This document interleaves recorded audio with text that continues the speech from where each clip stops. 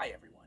Today I'm going to explain the skeletal system, what bones are made of, how they stay strong, and what changes in a condition called osteoporosis. On my femur model, this half represents healthy bone, denser internal structure and stronger support.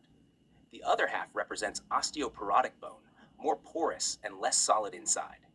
Even if the outside shape looks similar, that inside weakness means the bone can't handle stress as well, which increases the risk of fractures, especially at the hip. Hip fractures are serious because they can make it difficult to walk and recover normal movement. For my vertebral body model, I'm showing two healthy vertebrae and two osteoporotic vertebrae. The healthy ones represent a stronger, better connected trabecular network that supports body weight. The osteoporotic ones represent thinner, weaker internal structure, which is why vertebrae are at risk of compression fractures, because they're constantly supporting the weight of the upper body.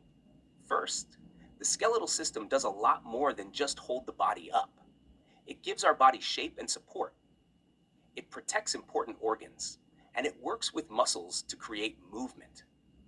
Bones also store minerals, especially calcium and phosphorus, which your body needs for things like muscle contraction and nerve function. And inside many bones, there's bone marrow, where blood cells, white blood cells, and platelets are produced. So bones are not just hard rocks, they're living, active tissue with important jobs. To understand osteoporosis, we have to understand how bone is built. Bone has two main structural types. The outside layer is called compact bone. It's dense and strong, like a tough protective shell. The inside can be spongy bone, also called trabecular bone. Spongy bone looks like a 3D honeycomb or lattice. Even though it's lighter and has open spaces, it's still strong because the structure is arranged to handle forces and absorb shock. That inner lattice is especially important in areas like the ends of long bones, like the femur near the hip, and in vertebrae in the spine. This matters because osteoporosis often affects spongy bone a lot, and that's one reason vertebrae and hips are common fracture sites. Bone strength also comes from what it's made of. Bones are made from a combination of collagen and minerals. Collagen is a protein that acts like flexible rebar, helping bone resist pulling and twisting. The minerals, mainly calcium and phosphate, form crystals that make bone hard and resistant to compression. When those two parts are balanced, bone is strong, but not too brittle. Now, here's the most important idea. Bone is constantly being remodeled. That means your body is always removing old bone and replacing it with new bone. This happens with a team of cells. Osteoclasts are the cells that break down bone. Think of them as the demolition crew. Osteoblasts are the cells that build new bone. Think of them as the construction crew. And osteocytes are mature bone cells that act like sensors. They detect stress and tiny damage and send signals that help control where bone should be removed or reinforced. In healthy bone, the amount of bone being broken down is balanced with the amount being rebuilt, so the bone stays strong and repairs small microcracks from everyday activity. Osteoporosis happens when that balance shifts.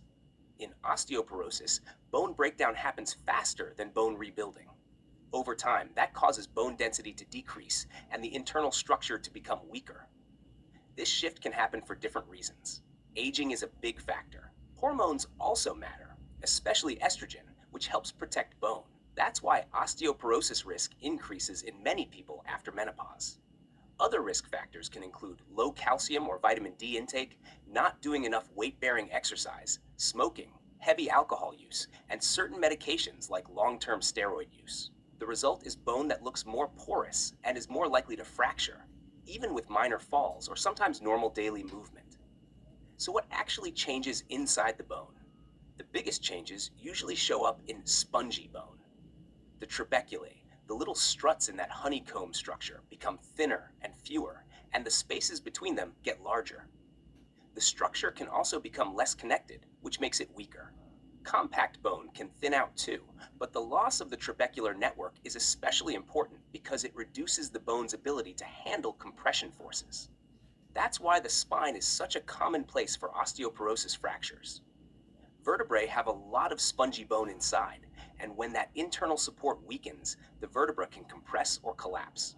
That can cause compression fractures, back pain, loss of height, and a curved posture over time.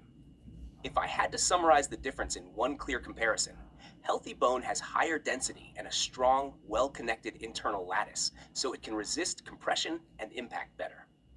Osteoporotic bone has lower density and a weaker internal lattice with bigger spaces and fewer supportive connections, so it breaks more easily.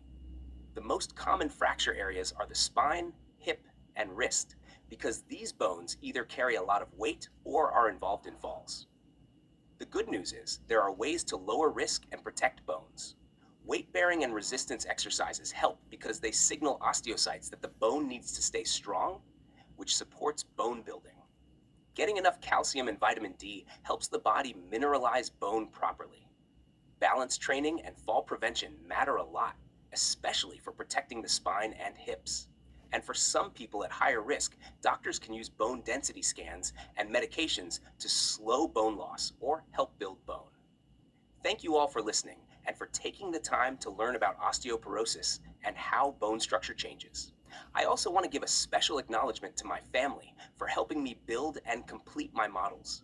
Your support and help made this project possible.